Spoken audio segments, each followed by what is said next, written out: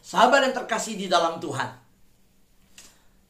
biarlah hari ini kita semua boleh dengan iman percaya bahwa apa yang dinyatakan di dalam firman Tuhan, Yakobus pasal 1 ayat 5-6, yang berkata demikian. Tetapi apabila di antara kamu ada yang kekurangan hikmat, hendaklah ia memintanya kepada Allah yang memberikan kepada semua orang dengan murah hati dan dengan tidak membangkit-bangkit. Maka hal itu akan diberikan kepadanya. Hendaklah ia memintanya dalam iman dan sama sekali jangan bimbang.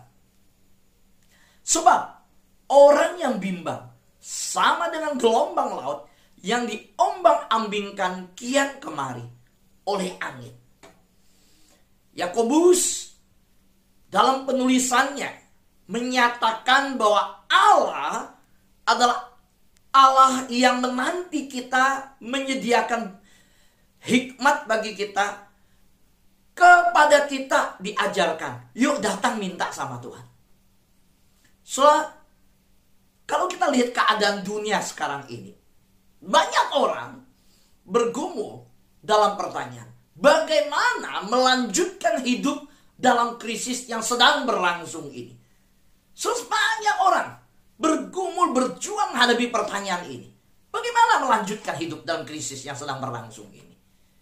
Nah, saya hanya bisa berkata bahwa Alkitab yang menjadi jawaban bagi kita. Firman Tuhan memberi jawaban bagi kita.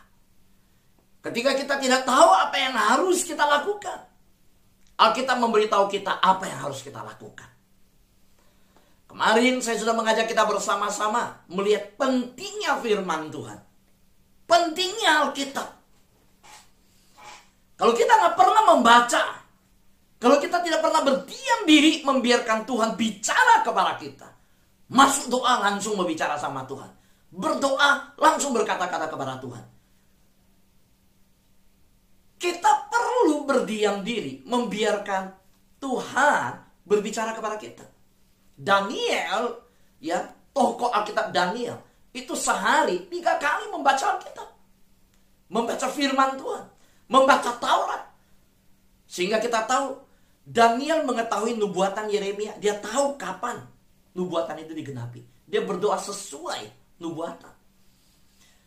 Saudara yang terkasih dalam Tuhan, ketika kita bersama-sama hari ini melihat bahwa Alkitab menyatakan saya ambil dalam terjemahan yang lain, akan tetapi jika di antara kamu ada yang kekurangan hikmat, hendaklah ia memintanya kepada Allah yang dengan murah hati memberi kepada semua orang tanpa mencelah.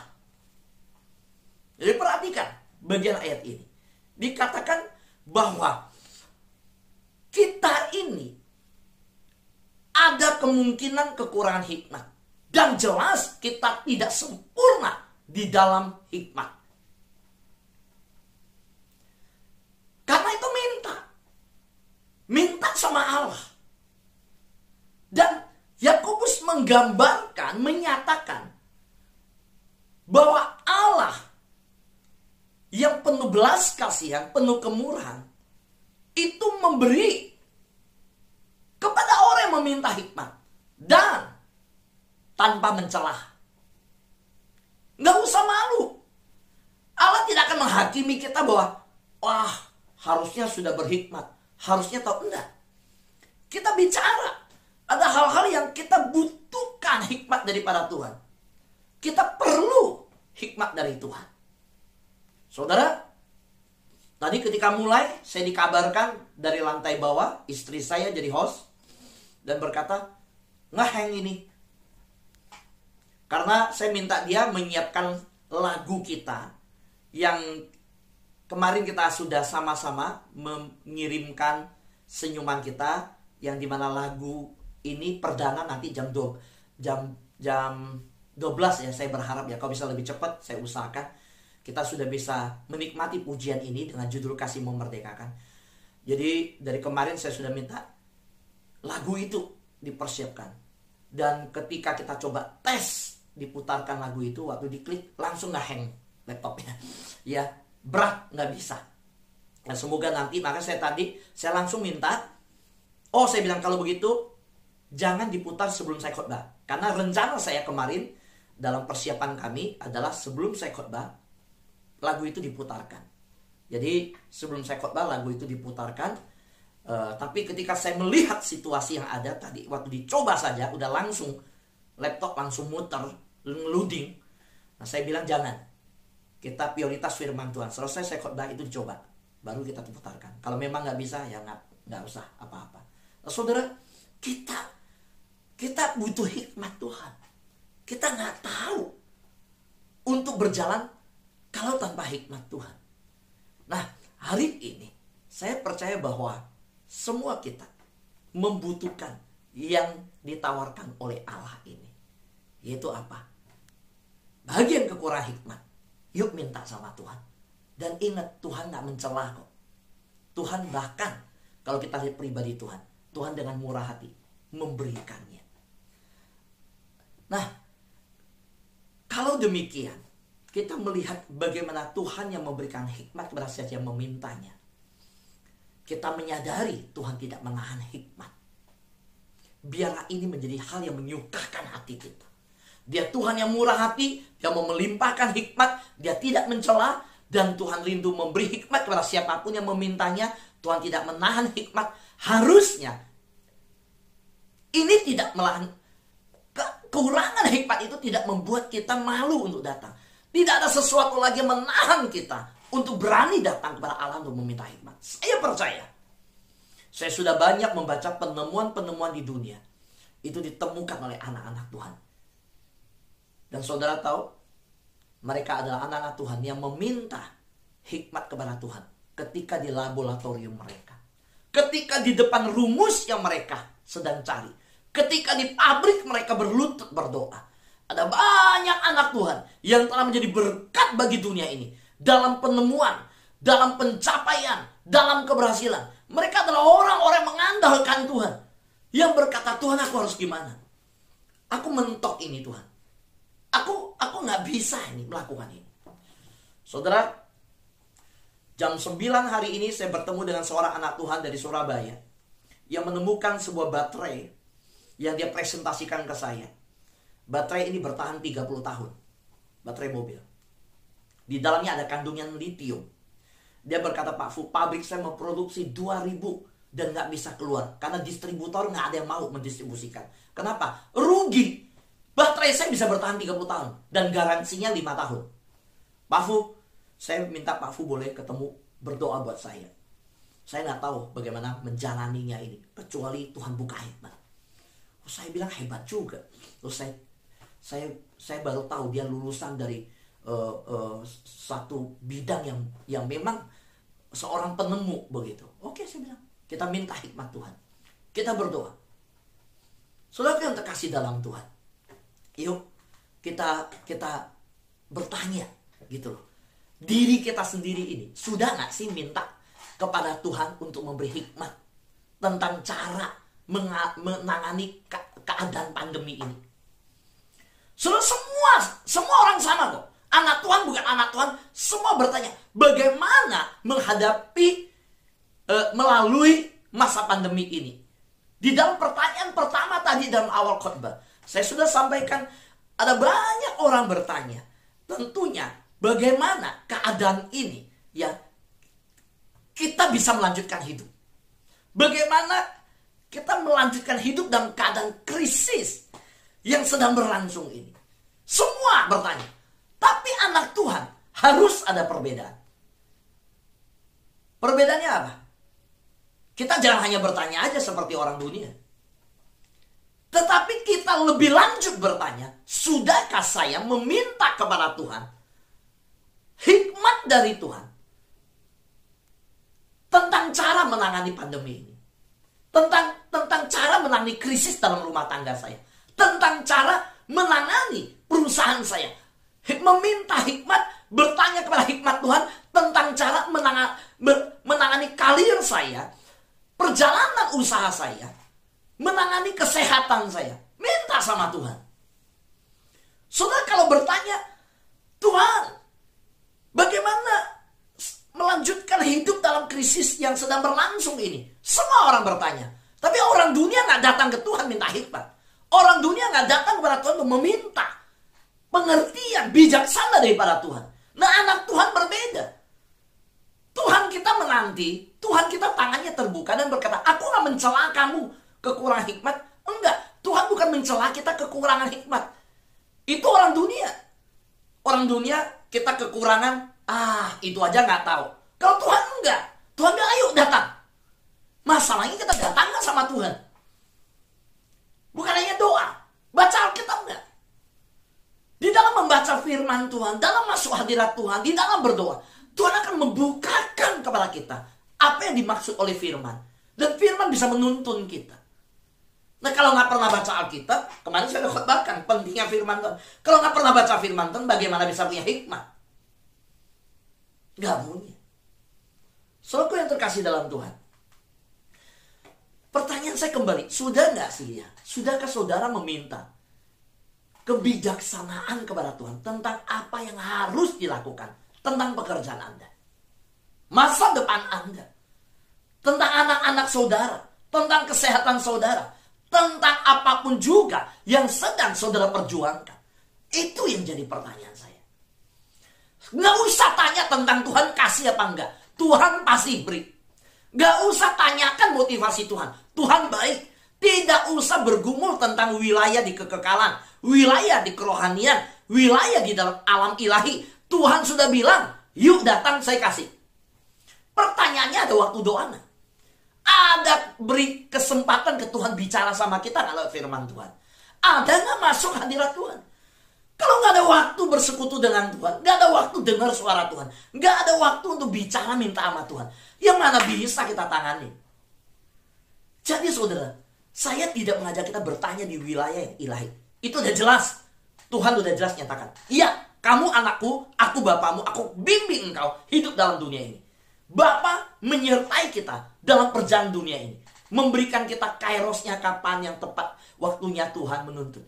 Tapi pertanyaannya, sudahkah saudara meminta hikmat kebijaksanaan kepada Tuhan tentang apa yang harus saudara lakukan terhadap pekerjaan saudara, terhadap masa depan saudara, terhadap anak-anak saudara, terhadap kesehatan saudara, atau apapun yang sedang saudara perjuangkan? Saudara, ketika saya melalui sahabat doa setiap pagi, saudara, saya berdoa, Tuhan tuntun. Oh, dapat hikmat Tuhan. Saya buka lagi yang Sabtu, kesaksian. Besok jam 6.30 itu kesaksian, sahabat kesaksian. Saudara, lalu saya mulai masuk hadirat Tuhan. Terus dapat beban hati untuk anak-anak remaja. Oke, saya garap dulu. Saya belum tahu sampai kapan waktunya. Sementara yang diminta, saya jalankan. Lalu saya tahu DNA-nya saya yang Tuhan taruh adalah pujian penyembahan di hadapan Tuhan. Selain dalam penggalian firman Tuhan, kerinduan saya yang besar akan firman Tuhan. Seperti Esra. Saudara, maka saya ajak kita menyembah memuji Tuhan. Saudara, semua ada waktunya Tuhan. Semua ada caranya Tuhan. Saudaraku yang terkasih Tuhan. Saya kasih tahu kita ya, begini. Salomo aja, ya. Kalau kita bicara tentang kekayaan, kekuasaan, saudara, wah itu Salomo punya semua. Tapi coba perhatikan ini. Kekayaan, kekuasaan, dan kenyamanan tidak ada artinya jika saudara tidak dapat membuat keputusan yang bijaksana. Salomo mengalaminya. Salomo itu gak kekurangan. Dia udah diturunkan kerajaan oleh ayahnya. Dia tahu setelah Daud pasti dia. Dan Daud sudah bicara kepada dia. Dan jelas. Tapi ketika dalam posisi itu, Tuhan datang dan bicara dengan dia. Saya tahu, Salomo butuh hikmat bijaksana Tuhan untuk membeda bagaimana menghakimi umat Tuhan, bagaimana mengatur bangsa yang besar itu, bagaimana mengelola kekayaan, bagaimana mengelola kekuasaan yang ada, semuanya. Yusuf punya hikmat dari Tuhan. Bagaimana membangun lumbung-lumbung yang ada. Itu semua dari Tuhan. Nah saudara, kalau Raja Salomo saja sudah membuktikan bagaimana kebenaran ini. Bahwa dia bisa mengelola kekayaan, kekuasaan, kenyamanan. Semua yang dia sudah punya, dia bisa kelola dengan baik. Apalagi kita. Saudara, saya percaya saudara ada orang-orang yang saat ini diberkati Tuhan dengan segala hal. Saudara tetap gak bisa berkata, gak butuh hikmat Tuhan. Orang yang berkata gak butuh hikmat Tuhan, saat itu dia jatuh dalam kesombongan. Kenapa kita butuh minta Tuhan hikmat bijaksana Tuhan? Kenapa kita perlu datang kepada Tuhan minta hikmat bijaksana? Karena waktu kita berhasil, kita tetap ingat Tuhanlah yang menuntut. Kalau orang tidak datang ke Tuhan minta hikmat bijaksana, waktu dia berhasil, dia anggap bukan Tuhan, saya kok yang hebat. Itu bahayanya. Soalku yang terkasih dalam Tuhan, meminta hikmat Tuhan untuk mengetahui apa yang harus dilakukan dan bagaimana melakukan adalah tindakan menghormati Tuhan sebagai pemberi kekayaan dan kekuasaan. So saya melihat permintaan Salomo ketika diberi penawaran oleh Tuhan, itu sebuah penghormatan kepada Tuhan, sumber pemberi. Maka ketika saya melihat pertanyaan anak-anak muda ke saya, Pak Fu, Tuhan kan maha tahu. Tuhan itu kita belum minta dalam doa, Tuhan sudah tahu. Kenapa sih harus doa? Saya berkata, kalau tidak berdoa, sudah dikasih, kamu jadi sombong. Orang tua mana yang tidak mengenal hukum ini? Kita sanggup kok, kita bisa kok. Ketika anak kita minta, Pak minta di Pizza Hut, ya, Pak gini, kita bisa. Tapi kita ingin anak itu bicara sama kita. Karena hubungan itu, relasi itu. Dan dalam relasi itu ada sebuah komunikasi. Ada keintiman. Nah, ketika saya melihat kehidupan Salomo. Dan bagaimana teladan Salomo itu. Dalam hal berjumpa dengan Tuhan ketika berdialog dengan Tuhan. Dan Tuhan beri penawaran. Dia membutuhkan akan tuntunan Tuhan. Itu tindakan menghormati Tuhan sebagai pemberi berkat itu. Saudara, yuk kita minta hikmat bijaksana sama Tuhan. Bagaimana menyukakan hati Tuhan. Ingat, bulan September ini kita berjalan memperkatakan satu hal. Dalam tuntunan Tuhan, dalam hal ini. Hidup menyukakan hati Tuhan. Saudara bertanya, Tuhan, bagaimana saya bisa menyukakan hati Tuhan? Bagaimana saya bisa belajar dari masalah yang saya sedang alami? Bagaimana saya mengetahui apa yang harus saya lakukan? Saudara, kita butuh hikmat atas semua pertanyaan ini. Waktu saya melihat gambar ini, saya tahu ada orang-orang yang sedang sering latihan ya. Ya kita latihan datang ke Tuhan. Yuk kita berlatih rohani. Yuk kita berkomunikasi sama Tuhan dan biarkan Tuhan berkomunikasi untuk kita. Saudara, hari-hari ini banyak tantangan. Hari-hari ini banyak pergumulan. Kita bisa bertanya bagaimana melanjutkan hidup dalam krisis ini. Tapi ingat saudara, kita juga dikasih tahu Tuhan bukan hanya bertanya. Kita tanya Tuhan mau apa. Kita datang sama Tuhan. Kenapa? Waktu kita datang sama Tuhan, kita bisa tahu motivasi Tuhan. Itu untuk mengembangkan kita. Melatih kita. Mendidik kita. Memurnikan kita. Saudara dengar. Tuhan menggunakan setiap tantangan untuk mengembangkan saudara. Bukan tantangan diberikan supaya mengalahkan saudara. Salah. Jangan pernah curiga motivasi Tuhan. Tuhan bukan mengizinkan kita ketika ada dalam sebuah tantangan. Itu bukan untuk menjatuhkan kita. Sungguh yang berasap tidak dipadamkan. Bulu yang terkurai tidak dipatahkan. Orang benar bisa jatuh 7 kali, tapi tetap akan bangkit. Jadi Tuhan menggunakan setiap tantangan untuk mengembangkan saudara. Bukan untuk mengalahkan saudara. Bukan untuk menjatuhkan saudara. Bukan. Saudara yang terkasih dalam Tuhan. Saat ini, mungkin saudara stres, ketakutan, ada kekhawatiran.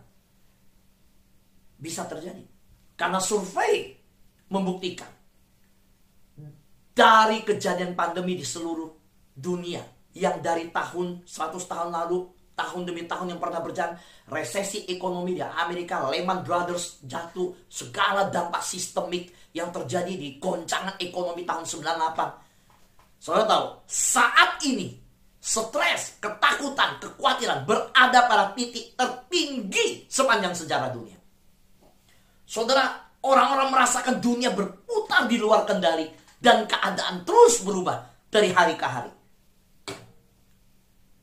Tetapi mari anak-anak Tuhan, beri pertanyaan yang tepat. John Maxwell berkata, pertanyaan yang salah dapat jawaban yang salah. Nanya aja salah, gimana bisa dapat jawaban yang benar? Jadi, saya ajak kita hari ini, yuk, selain kita menerima undangan Tuhan, lalu kita mulai merenungkan. Apa? Bukan why. Banyak orang Kristen setiap kali kejadian, mengapa saya Tuhan? Kenapa bukan orang itu? Saya rajin cari Tuhan, saya tekun cari Tuhan, saya begini, saya begitu. Kita mulai menyodorkan kebaikan kita, seolah-olah Tuhan berhutang terhadap hidup kita. Dengar, Tuhan gak pernah hutang sama kita. Emang Tuhan pernah hutang sama kita? Sehingga kita berkata, kenapa aku Tuhan? Mengapa saya Tuhan? Mengapa ini terjadi Tuhan? Jangan tanya mengapa, tanya apa. Apa yang Tuhan ingin saya pelajari dari krisis ini? Apa yang Tuhan ingin saya lakukan di dalam keadaan ini? Puji Tuhan, saya mendapat banyak kesaksian dari sahabat doa yang kalimatnya saya lihat benang merahnya satu. Tuhan mau saya cari Tuhan, bergaul dengan Tuhan lebih dekat di masa ini. Tuhan mau saya membangun mesbah di keluarga saya melalui masa pandemi ini. Tuhan mau saya intim dengan Tuhan di masa ini. Tuhan mau saya datang mencari hikmat, tuntunan Tuhan untuk pergumulan saya. Kenapa anak-anak Tuhan di sahabat doa dan yang di YouTube bisa mendapat jawaban ini? Karena mereka bertanya, bukan protes ke Tuhan. Mengapa Tuhan? Kenapa Tuhan izinkan? Enggak. Apa yang Tuhan ingin saya pelajari dengan kejadian keluarga saya. Soal tahu kenapa sahabat doa lahir? Ketika mama saya meninggal, saya masuk hadirat Tuhan, saya tanya, bukan mengapa Tuhan ini tertimpa saya. Enggak. Apa yang Tuhan ingin saya pelajari? Tuhan ajar saya dua hal. Hidup itu tidak ada yang tahu hari esok. Hidup itu seperti uang. Oh, saya bilang Tuhan, saya tahu di Yakobus itu ada. Tapi apa yang Tuhan ingin saya lakukan? Tuhan bicara. Ajak teman gereja doa. Kapan Tuhan? Setiap hari jam 5. Waktu saya bicara ke 6 orang, Pak, kita baru mulai 6 orang. Dan ini sesuatu yang baru. Sesuatu yang baru mulai seminggu sekali aja. Enggak. Saya ambil komitmen gak main-main. Saya lakukan sesuatu, saya gak mau setengah-setengah. Ya udah 2 hari, 3 hari aja Pak, selang-seling aja. Kita cuma 7 orang loh Pak. Setiap hari jam 5. Bosen loh Pak. Tatap-tatapan, lihat-lihapan. Enggak. Kalau Tuhan bicara, jalan-jalan. Lu mau 3, mau 2 orang. Waktu berjalan, sampai Desember, Januari, papa saya meninggal. Selesai dikubur papa saya, selesai saya ketemu. Gimana doa, sahabat doa? Jalan. Oh, kita berhenti dulu, gak ada Pak Fu. Loh, kok berhenti gak ada saya? Ayo jalan. Kita mulai lagi. Gak boleh berhenti. Kita mulai lagi, saudara. Saudaraku yang terkasih dalam Tuhan. Yuk, saya berharap bahwa ketika hari ini kita mendengarkan firman Tuhan ini, hikmat apa sih yang saudara butuhkan untuk hari ini? Mari luangkan waktu untuk meminta hikmat dalam hal-hal, dalam bidang-bidang, dalam setiap segi yang sedang saudara perjuangkan dalam hidup ini. Luangkan waktu untuk membaca firman Tuhan, sehingga Tuhan dapat mengungkapkan hikmatnya kepada saudara. Saudaraku yang terkasih dalam Tuhan, maukah kita melakukan itu? Bersediakah saudara meluangkan waktu untuk mendengar suara Tuhan? Maukah saudara hari ini meminta hikmat Tuhan? Tuhan sudah membuka tangannya. Tuhan rindu saudara datang kepadanya. Amin.